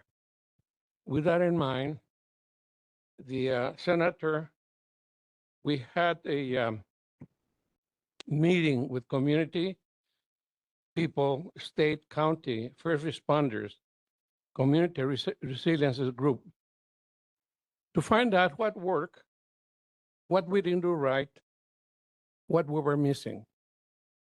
The bill that was taken by the Senate, it was a House bill, HB 2581, and it was amended. It does address a coordinated statewide approach to community resiliency hub planning. Partnership between the agencies like the HAIMA, counties, nonprofits, and community groups. Outreach, training, communications to ensure hubs are culturally appropriate for those with hearing and or sight disabilities. Also, opportunities for the community to qualify for funding and grants. Now, this that bill HB 2581 addresses that SD2. Also, relating to emergency management, it is HB 2443 SD1. It relates to disaster services. It passed on the House, passed on the Senate, April 14, and it's pending to go into conference between the two bodies, House and Senate. We've been getting a lot of concerns. Mr. Salah, is Mr. Salah here? We got your concern. We are addressing it. I don't know if you got our emails, but with your help, we will address that issue. You are not the only one. The Safris also sent photographs of the Tantalus road that's falling down. There are monies right now being worked up, well, appropriations made on SB 1800. That's the budget. And some of those concerns will be addressing, some of those funds will be addressing those concerns. That's my report for today, sir. Thank you very much, Hector. We have time for a couple questions. So, Chuck. Yes, Hector, I applaud you and Senator and your office for all this proactive things regarding the flood. But I did email the senator and I asked her one question. This is not regards to what you have here in your newsletter, but I asked her, has anybody really done an in-depth analysis and asked the weather people why we're getting such critical weather that we're getting? I mean, this is very unusual. And, you can always claim that it's climate change and everything else, but that doesn't really answer the question. I think there's a deeper thing that's happening with the environment right now, and no one's really addressing it. We're too busy with this stuff, making sure, rightfully so, that our, residents are safe and this doesn't happen to them again, et cetera, and help all of them. But I think the bigger question also is what's happening with the weather. And, and let's not skirt around the bush and just say, oh, it's climate change. No. Let's really get somebody in the weather experts, not only our weather department. Let's look at other mainland opinions also about their opinions about what's happening with our weather. So anyway, that's my two cents. Did you say you already emailed her that? Yes, she emailed me back and she said that, according to her, it was like the first responders attribute that to climate change and all that. And I told her I would ask the question again at the meeting. So, but this goes out to all the legislators, not just her, because they all have access to being, getting this kind of information. So that's my 2 cents. Thank you. Okay, thank you, Chuck. We'll go ahead and take Grant. Hey, Hector, thank you for coming tonight. What is your relationship as from the state side with the mayor? I think it's pretty unacceptable that the mayor didn't come at all and isn't answering our concerns. I'm not involved at all, sir. It's the state that I work for, the Senate. I understand, but I think the state should be holding the city The city and county is entirely different governmental body. And I say that because our senator here, her populace isn't being, their questions and their concerns aren't being answered by the city. So I would ask that the state come in and talk to the mayor about making these meetings as a priority. As you know, the mayor has canceled all further indefinitely mayor's town halls and did not show up to this meeting tonight. So I'm unable to address any of my concerns about drainage, rail traffic, because they've shut down Dillingham and Nimitz, and the danger on Tantalus. So I would ask that the state, our senator, speak to the mayor about fulfilling his promise to the people and showing up to these meetings. Yes, sir. For your support. Thank you, Grant. I will note that they have been sent, or Megan Johnson has attended quite a few of our meetings, and I believe this one was unusual. I'm not making any excuses, but nonetheless, you can still give your concerns over to actually Curtis. Happy to take them back to the mayor. Thank you, Grant. Okay, I'm sorry. In the interest of time, we'll go ahead and move on. John. Is this working? Yes, it is working, John. Okay. But John, I would like to move on. I apologize sincerely, but we are running Okay. out of time and we have quite a Chuck, substantial. Go to Scientific American and look at the John, that is out of- articles about it. It actually is global warming. Yeah, John, thank you. Okay. Hector, thank you so much again. Thank you. Okay, we'll go ahead and move on to Representative Della Bellatti's office. Oh. Okay. Yep, we'll go ahead and move on. And actually, since Taylor Date is here, we'll circle back around to Councilmember Nishimoto's office. Taylor. Aloha, Chair. Sorry for the connectivity issues, but just really quick, I wanted to share some events coming up in our district that I'd love for you folks to join. The first one coming up is this weekend on Saturday. We are having a cleanup at Azama Park in Palolo with Representative Jackson Sayama from 9:30 to 11:30. And at the same time, there's also a park cleanup and plant party at Sheridan Park in the Ala Moana area from 10 to 11 a.m. if volunteers want to tidy up the park, connect with their neighbors, and bring plants to swap. And lastly, my boss will be hosting a Mo'ili baseball field cleanup on Saturday, April 25th from 9 a.m. to 11 a.m. And just wanted to share a note that if your neighborhood board would like to partner on a park cleanup, I'd love to schedule with you so you can just reach out to me later, Chair. We're trying to host as much of these cleanups to just, really get out there. Scott can, speak directly with you folks and as well as doing something proactive in the neighborhood. But yeah, thank you. And we really enjoyed attending the Community Resilience Day. So please feel free to share any questions that I can bring back to Councilmember Nishimoto. Thank you very much, Thank Taylor. you very much, Taylor. Grant? Real quick question, Taylor, here, or more of a statement fact here. Tantalus will be doing a cleanup May 2nd from 8 a.m. until 12 o'clock in the afternoon. We do this once a quarter, and anybody who wants to show up is invited. I think that's something that you could put out and push to help us. Okay, awesome. Is it okay if I share it in our e-blast? Absolutely, and I will provide you with our flyer. Okay, I'll reach out to Nathan later for your email, but thank you so much for sharing. Where is he posting that? What? Yeah, we'll take care of that outside the meeting. Yeah, get you the information on that. Okay. And yeah, I'll work with you to figure out the park cleanup. Okay, awesome. Taylor. Thank you guys so much. Thank you very much, Taylor. Okay, moving on to Representative Kim Koko's office. Thank you so much for your patience, Representative. Thank you. Thank you very much. Sorry I don't get here very often.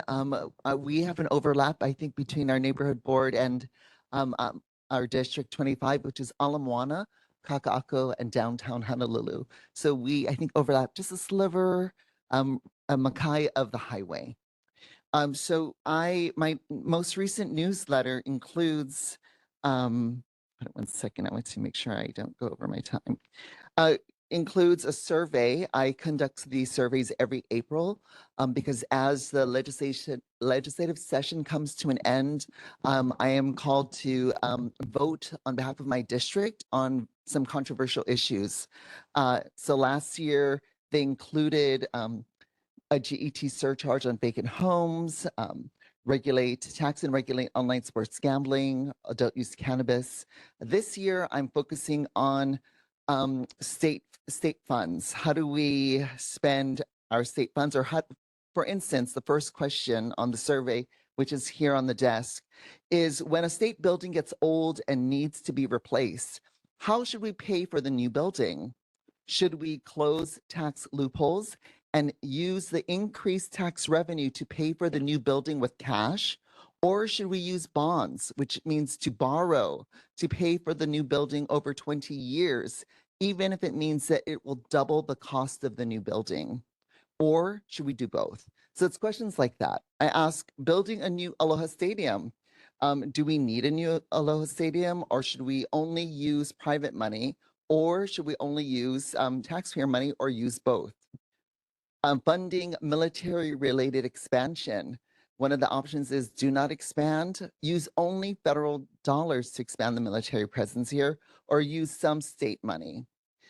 Then regarding the University of Hawaii, the state legislature actually is moving a bill to commit $5 million of taxpayer funds to go to pay for student athletes to pay for their compensation for using their name, image, and likeness. So I give my constituents an opportunity to say, no, use only private dollars, as many other jurisdictions are doing. Or here it says use some private and some public funds. And then finally, publicly funded elections to counter unlimited corporate spending, which is a reference to Citizens United. Should we keep the matching public funds at $1 for $1? Or should we increase it to $4 for every dollar raised?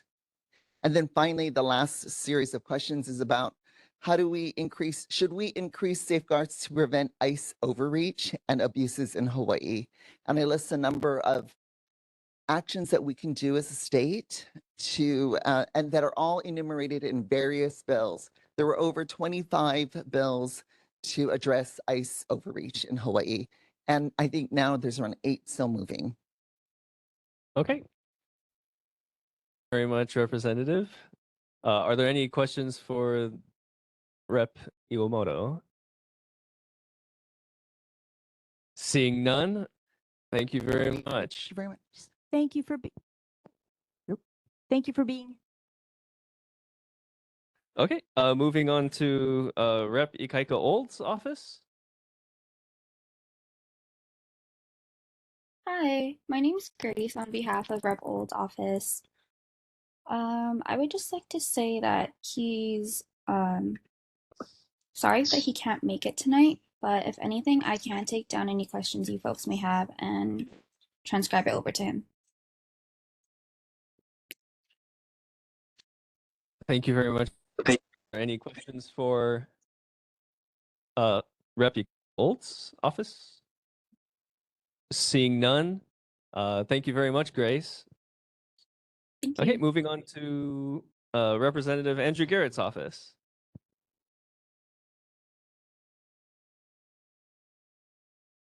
Okay. All right, seeing no one online for Rep. Andrew Garrett's office, we'll go ahead and move on to community concerns from residents, limited to 3 minutes each. Are there any resident community concerns? Ian. Thank you, Chair. Members, Cruz Ochoa was struck and died in a hit and run in Makiki last week on Cavallo Street. He's the 13th fatality on the island so far this year. And we might not know it meeting right here. And one of the reasons I was late is there's a huge crowd right now for a vigil. And I made sure to go by and hear from some of the neighbors there. I think we've heard in this board very frequently about hit and runs and collisions. I think I counted 3 right around this building right here in December alone. One of the things the parents told me they were calling for is speed humps along the road. This was someone who was crossing, it was an unmarked area, but the person was speeding and didn't so much as stop. There's a lot of interest among our neighbors for things like speed humps. I know it's come up with DTS in the past. I think this is exactly the type of project that neighborhood boards are really equipped for. I know in the past, the Ala Moana Kaka'ako Neighborhood Board was among those that rallied when Sarah Yara lost her life crossing the street on Kapiolani. And now there are speed humps there and a red light camera because there is also an intersection there. I would hope that the board might consider taking this on. I know in the past, we've been able to do things like working on the 5-way intersection. We worked on an intersection right by Punahou. I think this could be one. I think there is tremendous interest among the many lives that this person has touched. I can't really overstate how large this vigil was. They were very proactive in not blocking foot traffic or drivers, but it was difficult for them. And so I just wanted to bring this to the board's attention and hope that you might consider working with the parents and working with the community to try to make that road at least, if not more, safer for everyone. Thank you so much. Thank you, Ian. Yeah. Yep, that happened just down my block. So I'm very intimately familiar with it. And yeah, yeah. Okay, we'll go ahead and move on to board business. Oh, forgive me. Claire, go ahead. Thank you, Chair. I know that later in the meeting you'll be talking about redistricting, and one of my agendas that I left on the board was to put Punchbowl back into one piece again under Neighborhood Board 12. That was one of the things I was working on in the past. I want the board to be aware that developers are hunting around Punchbowl, which is an historic landmark.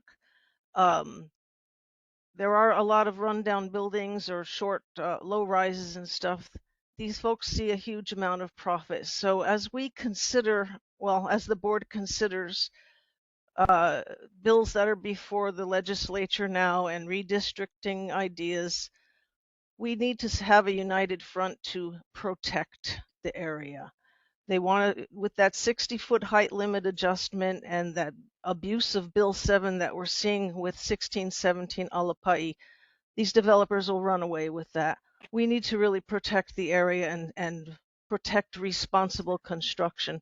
So I would call upon this board to think these things through carefully so that the construction that will eventually happen does suit the community and the neighborhood and protect the historic Hawaiian land here. Thank you, Chair. Thank you, Board. Thank you, Claire. Okay, moving on to board business and presentations. We'll start with filling a vacant at-large seat. Are there any interests in filling our vacant at-large seat? Yes, Richard, if you could come up and, I'm sorry. Are there any other, yes.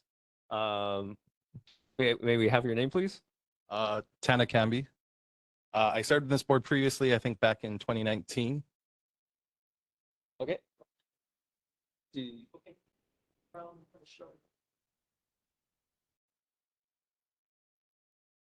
Any, and then Richard. Yeah, my name is Richard Ching. I've been in the neighborhood since 2004. So I've been a lifelong member here. I've seen things change as far as like even 1427 used to be a vacant lot. And now it's an HB7 project that's giving us problems. I'm very invested in the HB7 projects. I'm keeping an eye on, especially this one down at Pensacola. It's causing a lot of traffic jams, and a lot of people are complaining because the construction workers, they don't do their job and as far as policing the traffic, and they just park their cars wherever they can find a spot actually, and it's kind of a nuisance. Anyway, thanks. Thank you very much, Richard, again for your continued interest. This is his third month. Okay, because Claire?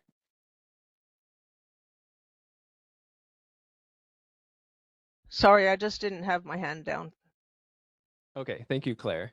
Oh, if I'm sorry, your name again was, if you'd like to give a quick. So once again, Tanakambi. I've lived in, at least where I'm currently living, since 2007. I had formerly served on the board for a couple of short stints here and there. I was a teacher at Molo High School, and I had transferred over actually to Kumana Public Charter School, which is right up next to the stream over there. So just kind of interested in being part of the board again, if you'll have me. So thank you. Thank you very much. Okay, do we have a nomination to nominate Richard Chen to the board vacancy? I make a nomination to go ahead and have Richard on the neighborhood board. Second by Steelquist. Okay, and then do we have a nomination for Mr. Camby? I'll go ahead and nominate Mr. Camby also to be on the neighborhood board. Oh, no second is needed. Okay, all right, so we have a contested nominations for the lone vacant at large. So, huh? No, there's only one vacant at large. Yeah, so I'll hand it off to Curtis to hold the roll call. Thank you. Can you please state the name of the candidate you are voting for? Tana Camby or Richard Ching? Starting with Dela Cruz. Camby? Dela Cruz Camby. Tepico Swane. Ching. Dubiak. Richard Ching. Ching. Eberhard. Ching. Fujinaka. Ching. Gallant. Gallant. Camby. Camby. Kawano. Richard Ching. Ching. Kirby. Camby. Kirchman. Richard Ching. Ching. Lee. Ching. Ching. Mitchell. Camby. Camby. Nakamoto. Absent. Salasa. Camby. Camby. Silva. Absent. Steelquist. Ching. Ching. And Char. Char for Ching.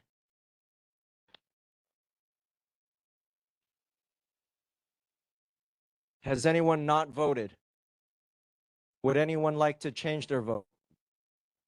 On a vote of 5 for Camby and 8 for Ching, neither candidate has received quorum of 9 votes with a 17-member vote.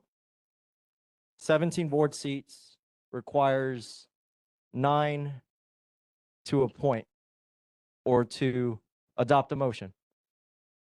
I'll change Is my there- vote for Ching. Mitchell has changed his vote to Ching with 9 votes for Ching and 5 for Camby. Richard Ching has been appointed to the Makiki Neighborhood Board.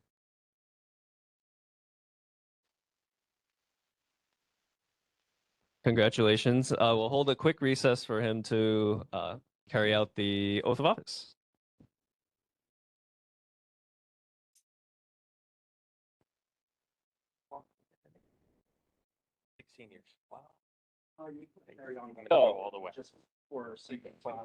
Okay. In the interest of time, we'll go ahead and just continue on with the meeting. Okay. Approval of written summary for video record. Are there any corrections to the minutes? Third generation on both sides. And I'm like, please, children, do not. I do. I believe there was one instance of Nehoa being misspelled, but I believe that is it. I'll follow up with Curtis Slater. That's just a small spelling mistake. Okay. No corrections. We have our minutes. Moving on to the vote to cancel the recess of the May 2026 Neighborhood Board 10. Canceling the recess because there is no town hall like we'd originally expected. Is there any discussion? Seeing none, are there any objections from canceling our recess and putting on our regular meeting again? Oh. Okay. Moved by Steelquist, seconded by. Yeah, got it. Yeah, Deputy Colsani.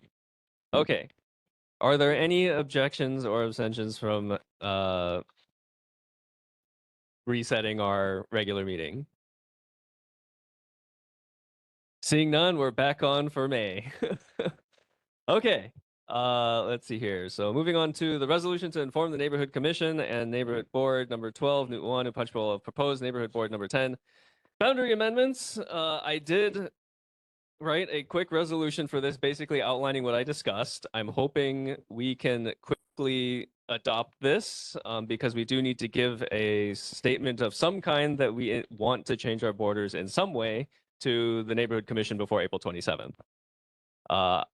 In the interest of time, I guess I will move to adopt the resolution. Do we have a second?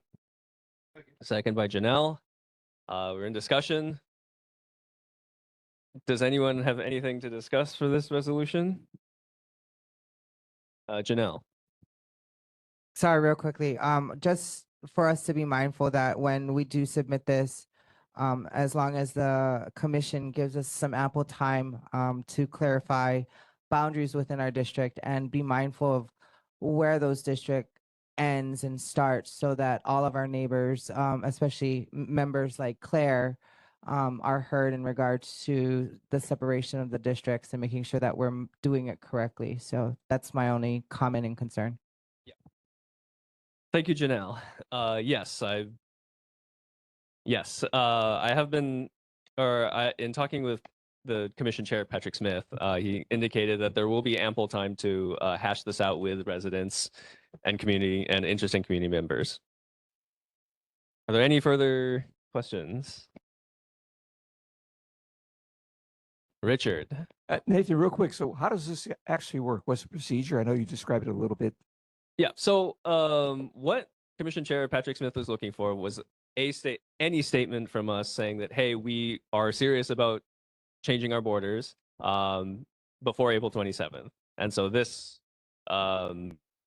this resolution is to that effect, so that we can then take up the time to discuss it and then submit eventually a official petition to the commission to change our borders. If we don't submit anything by April 27th, we're locked in for until the next time the commission takes us up, which could be another 10 years. Adam. Real quickly, does this affect the amount of board members or anything like that? Okay, seeing no further discussion. Oh, yes, Tom. Thank you, Chair. Tom Heinrich in my individual capacity. Again, the main thing being asked for is simply an indication that there is interest by this board and notifying the neighborhood commission. What you just said about taking up things or not taking up things for another 10 years or whatever is absolutely incorrect. No sarcasm involved in any of this. But the key for my advocacy on behalf of several neighborhood boards at the neighborhood commission is simply to try to extend this invitation to make sure that if in fact in the next couple of months you choose to do something, that it can be implemented for the 27 election. Thank you, Chair. No, thank you for your comments, Tom. Okay, are there any further comments or discussion? Yes. And if you could give us your name, please. Hi, Melly IU. I'm sorry, I was late to the meeting, and so I was just looking at the agenda. Is there a place for us to look at what you proposed? No. Sorry, I just don't know. There's nothing over here. There's no handout. So as a community member, I'm curious what was proposed and what you're voting on. Thank you. No, thank you for your concern.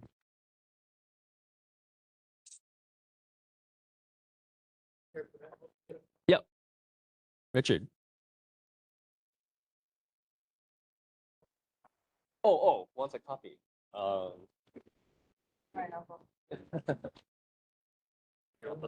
you. Thank you very much.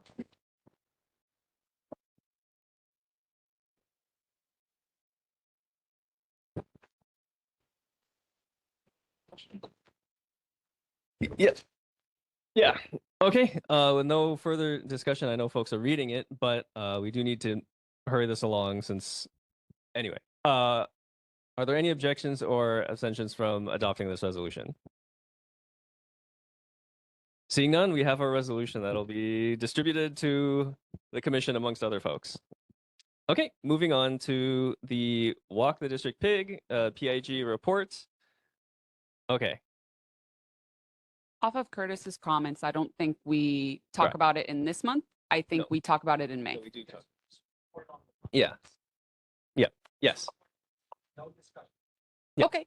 Okay, I'll blow through it really, really fast. The first walk was, oh God, hold on, give me a second. February 1st, we walked mostly in the Makiki District Park area, and then we went up by the dog park and then went to the Anapuni Street Creek and then the Makiki Street Canal. A lot of the conversation was the issues in the canal, people living in them, and debris. And then at the park itself was just how the park can be better used, and then the underpass, which is underutilized. The secondary walk was March 22nd. We started at Wilder in Pensacola. That big building there, we talked about how it was Bill 7? It's a Bill 7. They're actually naming it Makiki Banyan, which I think is hilarious because they tore down that banyan tree, but whatever.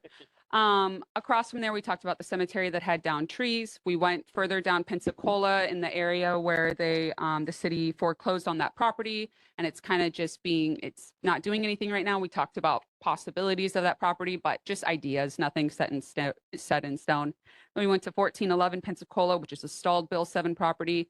As of right now, still stalled because of the permits. We went back up Pensacola. That's when we noticed a lot of downed fire hydrants. We talked about the bike lane. Talked about some trash issues on that bottleneck of P.E. Coy Street as it's going towards the Makiki Cemetery. We talked about how due to the road on the Pensacola where it goes into a one-way, the striping has been kind of worn down and over asphalted, and it hasn't been restriped in a while. So a lot of people are starting to accidentally go down P.E. Coy Street the wrong way. So looking at possible help or ideas for DTS there. And then we went and talked about the street that we're about to talk about. I'm so sorry, I can't say it correctly. Awaialimu. Thank you so much. We talked about that and DTS's future proposal, which I think we're going to talk about next. And then we talked about the Stevenson School entry exit that's on Prospect Street and how the artwork and the little traffic control sticks actually have benefited the area and helped with pedestrian safety. Thank you. Thank you very much, Amanda, for the report. Okay, we'll go ahead and move on to the discussion of and feedback on Awaialimu Street restriping with the Department of Transportation Services. Is Kelly still here? I'm here. Thank you Kelly's so on much with for your me, patience. but Renee SPO is here as well. So I'll get started. Aloha, Chair Char, members of the board. I'm Renee SPO, Complete Streets Administrator for City and County. I am joined tonight by Kelly Akasaki, Chief Traffic Engineer for the city. Thank you for having time on the agenda for us. I'll start a little bit of background and then a little bit of update, and then hopefully can answer some of your questions. I apologize, the mayor's rep was not able to attend tonight. We did have some information on Awaialimu on there, as well as a few other projects, so I can try to touch on some of those as well.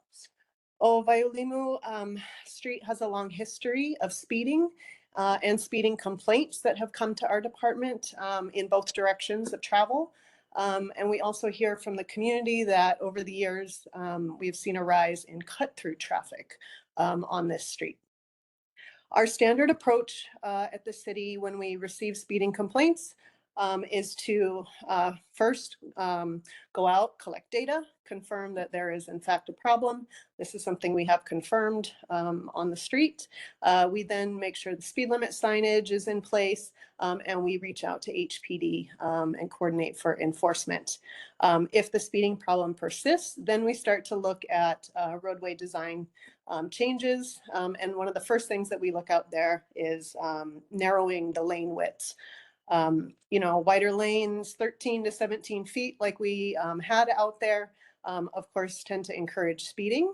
And a very simple way for us to address the geometric layout of the road in the short term is to stripe lanes to be 10 feet wide to help calm traffic.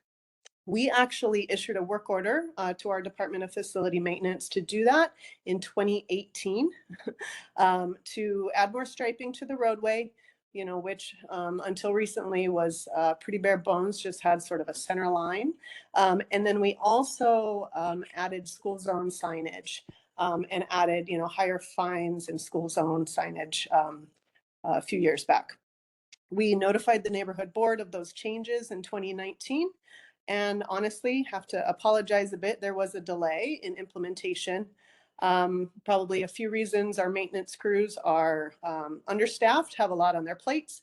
I also believe they changed their work order system in the meantime. And so it wasn't until Councilmember Dos Santos Tam kind of followed up about the speeding issue last year that the work order was finally moved ahead and implemented earlier this year. The striping change, as many of you know, initially resulted in some congestion since Mackay-bound drivers kind of past the Lincoln Elementary driveway had become accustomed to sort of informally forming two travel lanes. But the existing roadway width really does not legally accommodate two marked lanes until the intersection where it widens. And so there was a bit of traffic. We heard about it. We've gone out. We have done observations. Honestly, it's not too different than every other school zone on this island, which experiences acute congestion during the morning drop-off period.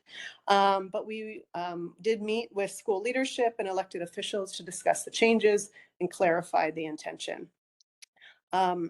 Since that time, we have lengthened the signal phase time given to the left turn onto Nehoa Street. And we have heard that that is clearing out traffic much better. And so that's kind of a quick thing that we were able to do. I know there was a question from the board about parking along the curb. Vehicles may park along the curb as long as they don't encroach into the striped travel lane. There are exceptions. There's a 3-minute morning loading zone by Lincoln Elementary. And obviously by ordinance, you cannot anywhere park within 4 feet of a driveway or 75 feet in advance of a traffic signal or for more than 24 hours. We are continuing to monitor the situation. There are honestly probably a little bit different striping changes that we may want to implement the next time the road is repaved. As you guys know, the pavement is in quite poor condition, so we're talking with our facility maintenance and design and construction department about that. And so we can make future adjustments as well. But elected officials did want us to come and give some background on the project, why we did it, and a little bit of kind of update on what we've done since implementation sort of snuck up on the community a bit. So again, my apologies for the big gap in delay between notification and implementation. But ultimately, we're doing it for safety. We're doing it to address speeding, which is the congestion may be, say, an hour a day. But then that leaves us kind of 22, 23 hours a day of speeding. So that's really the ultimate problem that we're trying to address. Real quick on some of the other items, and then maybe I can take questions on whatever you like. King Street bike lane, again, we paved months ago, and there are still no permanent striping or delineators in the buffer on the King Street bikeway. Right now we're waiting for green methyl methacrylate paint to do the final striping and install the final delineators. I apologize, the order is taking a while to come from the continent, and we hope to have that done I want to say maybe early June or so. I have asked the contractor to go out, reset the cones, make sure they're all consistently spaced. We noticed some cars driving in the bike lane fronting Jack in the Box by McCulley Street. And so we're making sure they add some there. So if anyone sees locations where cars are driving in the bicycle lane, please let us know specifically and we make sure there are adequate cones and protection. There was a question about expanding red light cameras. I don't have the specific location, but there is a whole new set of red light cameras being rolled out by the state DOT in partnership with the city. And then we are actively working on a fix for the flashing beacon on King Street by times there. Unfortunately, that beacon is very, very old. We're no longer able to make repairs, and so we are rushing a capital replacement of that. So we hear you, and we are trying to work on it. Okay, no, thank you very much for the very in-depth history on what is going on with Alvaiolimu. Renee. Yes, thank you. Thank you, Renee. Can I? Hi, Renee. I have seen a lot of people parking along King Street in the bike lane. So you said June is as soon as they can get out there? Yeah, I think a lot so. of cones are missing or becoming missing. People are taking them. If you, and I've tried to replace some of them myself. I'm sorry.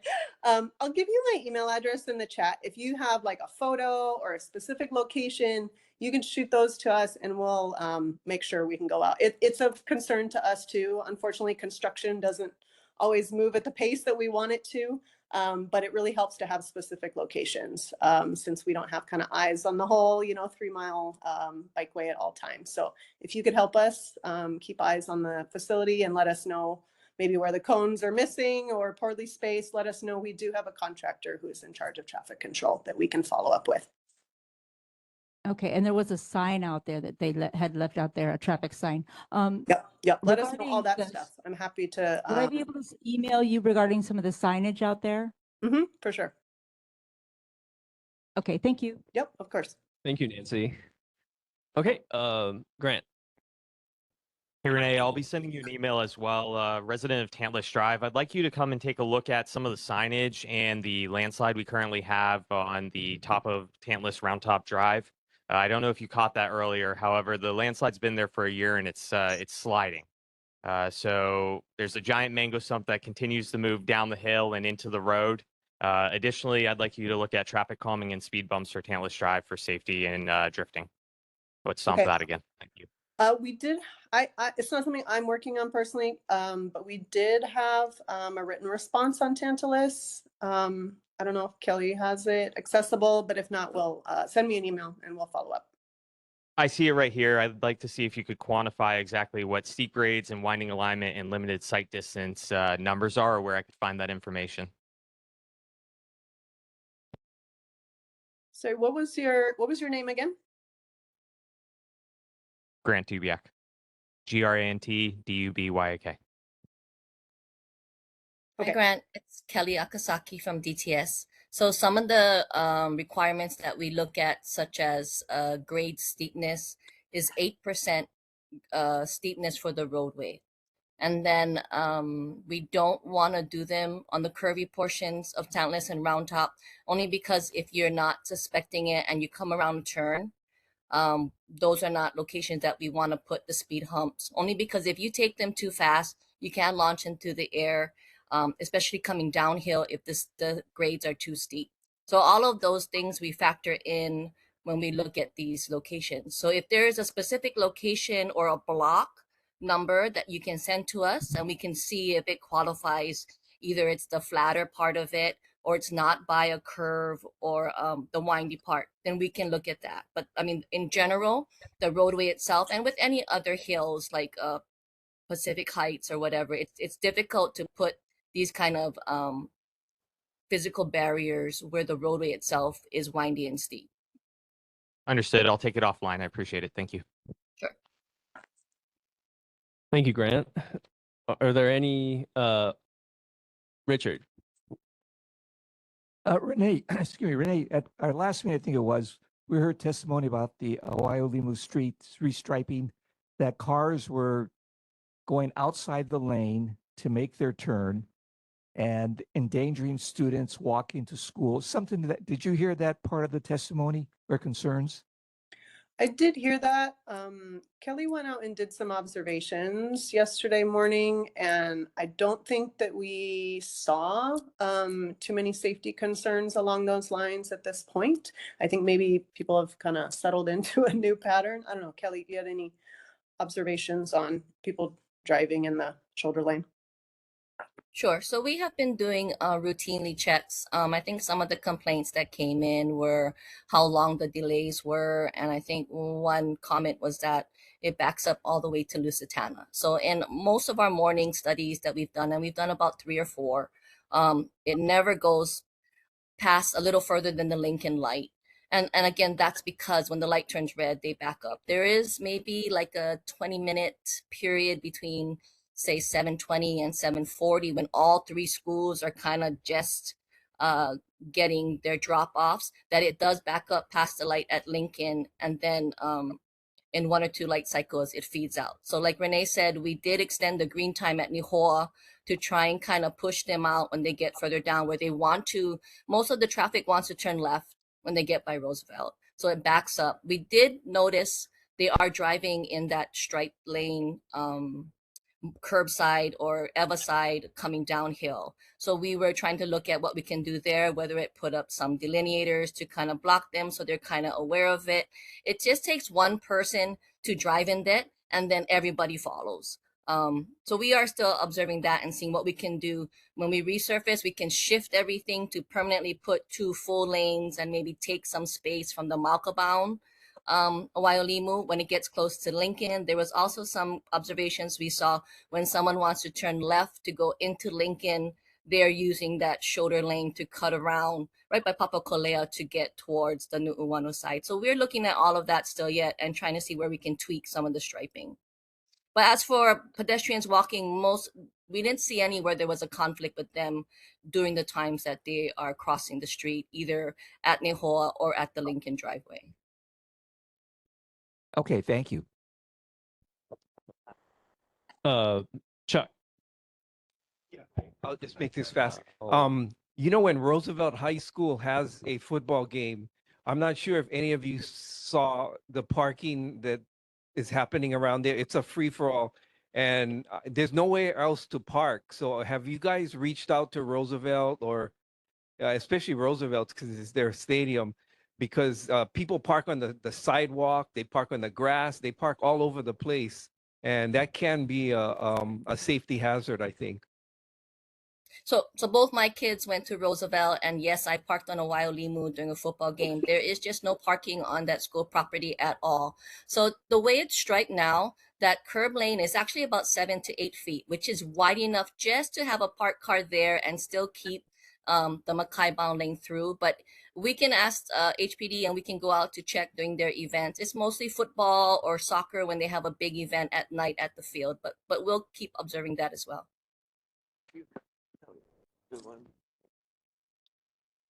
Thank you, Chuck. I see Mitchell's hand up, so I'll get Mitchell first and then come back to Grant. Yeah. This is maybe a little early, but Pensacola above the freeway. Oh, if you don't mind speaking closer to your mic, we can't hear you. Okay, how's that? That's good. The delineators on Pensacola above the freeway are all missing. Yes. There's people using mopeds and motorcycles going on one-way street up that road on the bike lane. So I don't know how you can get people to not do that, but without being any delineators or anything, it's kind of like a free fall, so just something you need to look at. Yeah, we are very anxious for Board of Water Supply to complete their project and restore the bikeway protection. I was little disappointed to hear that it's going to be another year or so. So we can take a look at it, see if maybe they can do something with cones or something temporary like we've been trying to do on King Street, maybe to restore a little bit of order up there. Yeah. Yeah. Thank you very much, hear you. Sam. Grant. 30-second question here. Can the two of you please take a look at Dillingham and Nimitz for the community board members who head out west for work, like I do? You've blocked, or Nan Inc. has blocked a whole bunch of the lanes on Nimitz to just park their vehicles. Today was just 4 vehicles blocking, and you've already taken 2 or 3 lanes out there. I appreciate if you could take a look into reducing Nan Inc. vehicles parking along there to allow traffic to proceed west for work and back into the city in the morning. Thank you. Did you have a specific location where the vehicles were? Aloha Tower. And then Dillingham as well is blocked, as you know, for the rail. So we've proceeded on building the rail on 2 of the major arteries into the city and out of the city. So anything you could do to help there would be appreciated. Okay. I don't know who planned it. We'll pass that on. Thank you. Thank you, Grant. I guess I have a comment from myself regarding Alvaiolimu. I know we've had testimony here before about cars and trucks going up onto the sidewalk and endangering students in the mornings. Did you look out for any of that kind of activity, as well as in addition to the other activities you've already observed? I don't think we've heard any of that. Kelly, I don't know if any of your team has witnessed that. We haven't witnessed it, but so you're talking about Awaiolimu, like when they get close to Nehoa, or is there a specific location? Yeah. We can do So, more yeah. observations, but yeah. Okay. Please, yeah. Because right at the intersection, it opens up to the 3 lanes. Yeah. Yeah. Yeah. I mean, we do notice like parked vehicles. Like if you're coming from Prospect, come down Stevenson side, that one corner house, there's always vehicles that park there, and then the kids have to walk on the street. So I've witnessed that many times, and we've tried to get enforcement from HPD that they shouldn't be. And all the signs are posted. I mean, there's a sign right before the car, and they just ignore our restrictions there anyway. But we'll look into that. Continue. Okay, please, yeah. There have been multiple people who've reported that, including Amanda here last meeting. Yeah, that's concerning. Yeah. Okay, yes, Richard. And then if you could give us your name, please. Sure. Good evening, board. My name is Richard Chan. I hail from Papakula community, and I'm thanking all of you for allowing me to speak on behalf of my community. First of all, for Awaiolimu. After listening to Renee and Kelly's rationale as to why they striped the place, I probably have about 50 people at home in my community ready to dispel their belief that that's about safety. But however, I'm not here to say that. After listening to their rationale, I understand where they're coming from. So in that, I would suggest that you follow up with your continued observance of the situation out there. And when you come to that decision, when you need to make clear to everybody else, please invite my community for that discussion as well. Okay. Secondly, on Tantalus, I'm not sure if you realize this, but we lost 2 cars over the side of the shoulder on Tantalus Drive going up to the hairpin turn. I was able to get into some of the site visits by federal management, FEMA and HEMA. And luckily I was there because I was able to give them contact information to some of my constituents in my community so that they can get closer. I was really amazed by what FEMA stated at that meeting. They said, the state or the city, because I think the city falls in under that jurisdiction, to move repairs forward, they wouldn't have to proceed with the normal permits and planning and all of this stuff. Just get it down so that you got someone in there that has a lot of experience dealing with that type of landslide, and bring that street back to full use, because Grant, as you know, coming down that street, now that it's blocked off one lane, everybody has to stop both ways, including our bus. So again, I'm not here to lay fault or lay blame on anyone. I'm just saying that I think you guys are trying to do the best you can. But when you determine how you're gonna move forward, please inform my community. Thank you, everyone. Thank you, Richard. And yeah, that collapse section also removed several spots of parking. um, okay, are there any? Do we have Richard's information? Oh, Rich. Oh yeah, yeah. He wrote his information on the neighborhood. Thank you. board. Yeah. Yeah. Okay. Are there any further questions or concerns for DTS? I guess I have one in the absence of any. I know we submitted a resolution how long ago now regarding speed humps on Baratania and King Street so as to protect our kids that are going to McKinley and Queen Kahumanu. What is there any response for those speed humps again? I shared a few meetings ago about a planning study we have going on right now. It's a federally funded planning study for 7 of our high injury corridors in urban Honolulu, including King and Baratania. We are sort of in the throes of finalizing our crash analysis and really trying to understand the safety issues that are going on there. And so I will take this concept back to my team and discuss it. We are also planning to have some community meetings. I want to say in late summer probably is going to be our first one. So I'll talk about that with our team, and then there will be further opportunity for the public to weigh in and share those ideas. But I typically we don't put, speed humps on our major arterials, but near schools, I think that's something that we can certainly consider. I know in the resolution and everyone here expressed that we would like to see safety measures go up before one of our kids get hit like they did on the lower side of McKinley. So, Yeah, I'd like to second that. yeah, thank you, Nancy. But are there any further questions or concerns?